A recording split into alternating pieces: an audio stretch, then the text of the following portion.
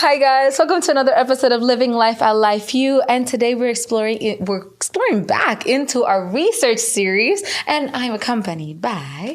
I'm the other co-host, Erin Gilligan, and today we're speaking with Dr. Tahamina Begum. Tahamina, thank you for coming in. Hello. Hi, welcome. Thank you for being here. Hi, Tahamina. How are you doing today? Fine, we are fine. I'm fine. Good. So tell us, what is your title here at the university?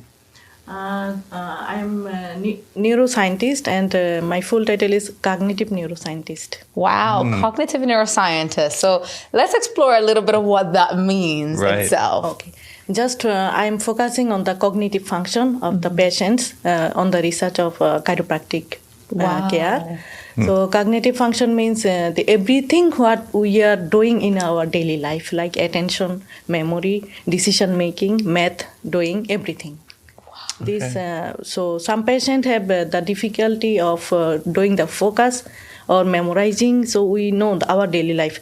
So sometimes if we are doing some multiple function in our daily life, we sometimes forget why I am here. So this is simple. So just I am focusing that why the patient is like this. And we are trying to recover the chiropractic care intervention, that how it's improving. So how did you initially get interested in that line of work? Because it's usually what in my clinical perspective, I find out that some patient mainly very simple, like a depression, but simple depression, but they are not exposed themselves to that what they have the problem, simple problem in their daily life. So they told that I have problem in focus, or I can't memorize sometimes. So sometimes clinicians avoid these types of simple problem. So we, our researcher, is focusing to pull out this problem in the research to fix by chiropractic care.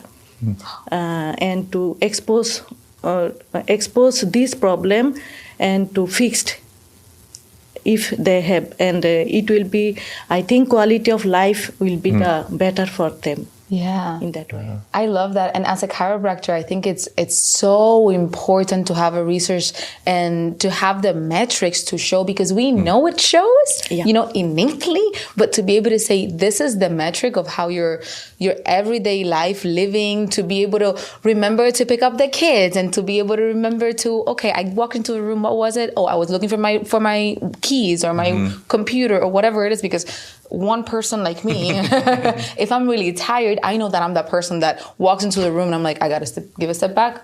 Oh, this is what it was, right? So, and I have personally seen the difference when I'm in chiropractic care versus when I'm not, because of whatever reasons, and to know that there's a research going on right now. So tell me, where are the patients being taken care of right now? There are two procedures actually. That one is we can do the clinical trial ourselves. But the problem is we have lots of the challenge we need to face. So to recover that phase, mainly the recruitment and the retention. These two is the main problem for us, clinical trial as a researcher. So we are actually just started the one big project this is called the multi-site practice-based research. So that means some clinician, chiropractor will be adding with this research team. That means this is the team-based. So this team-based research actually reduce that recruitment and the retention problem challenge. This we can recover that one. So actually, I can't say the one place I am doing everything. So multiple ways. Because some my focus is the event-related potential, that I need to pick up the attention by ERPS study, EEG and ERPS study. But I can do the neuropsychology test also. So we can to see the focus, to see that how the memory is going on, working memory and executive function and everything, speed processing also. So everything this we can do in the chiropractic research center, not the outside. But outside, the clinician will do some other. So this is the combination actually. Right. That's great. I think it just highlights the importance of collaboration in the fields of research, and cooperating with other docs and getting people to sign on. So has that been a recent change for you all, getting more doctors from the community? Yeah, because the dropout of the patient will be the less, and they will be continue up to the end, because we have the different point time interval. So some patient will not continue up to the last intervention. So I think on that way it will be the good, they will continue. Then we can get more strong, reliable data. Exactly. Right. Yeah, and it sounds so applicable, the challenges that you're exploring, right? I think it's something that we can all take into account for our own lives. So I think it's a very interesting question and a very important question that you're asking about how chiropractic care can optimize the lives of people going about their daily lives. Yes. Yeah. Yes. I agree.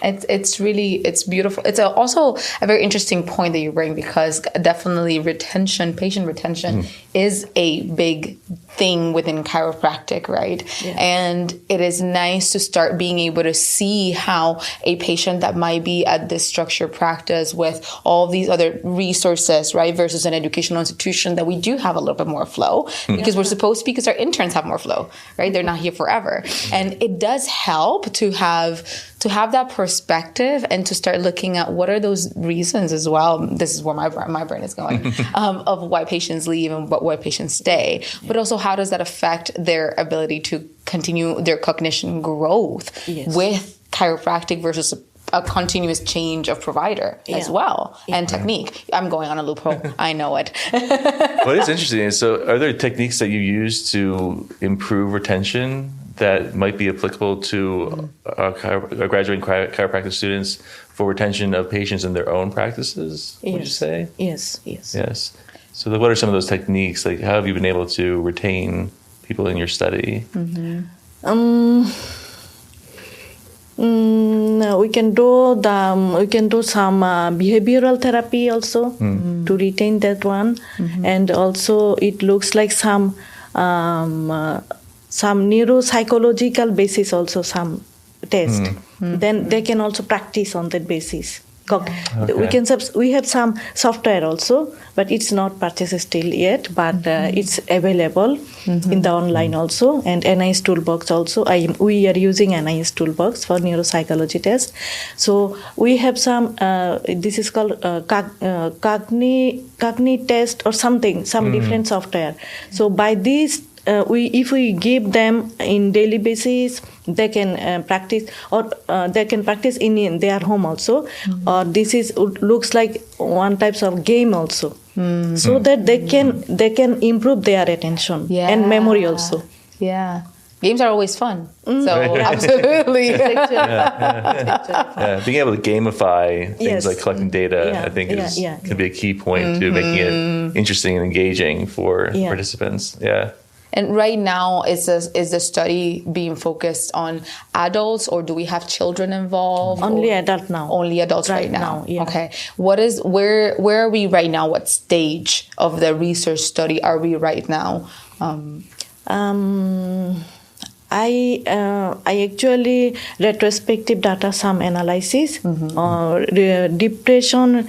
This is the treatment resistant depression patient. So they are the medication resistant. So that's why we tried chiropractic care.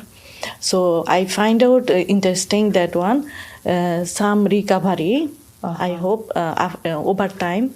During intervention, but right now I am in the first phase to write down another feasibility trial only for depression, general depression. Wow! It looks like not treatment resistant.